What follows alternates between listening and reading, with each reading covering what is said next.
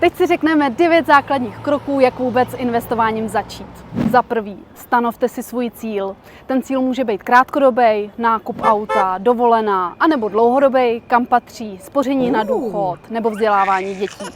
Důležitý je taky si uvědomit, jak dlouho můžu ty peníze nechat pracovat, protože to hodně ovlivňuje, kam budu investovat. Za druhý, vytvořte si finanční polštář. Před investováním je hrozně důležitý mít vytvořenou železnou rezervu, kdyby se cokoliv stalo. Rozbitá pračka, nemoc, úraz a tahle rezerva by měla být ve výši 3 až 6 měsíců vašich nákladů a měla by být rychle k dispozici. Takže spořící účet, repofond. Za třetí, stanovte si rozpočet. Rozhodněte se, kolik peněz chcete investovat a začněte určitě s částkou, kterou víte, že vám měsíčně nebude chybět a můžete ji investovat pravidelně, třeba každý měsíc. Za čtvrtý, zvolte si investiční nástroj. Existuje totiž několik typů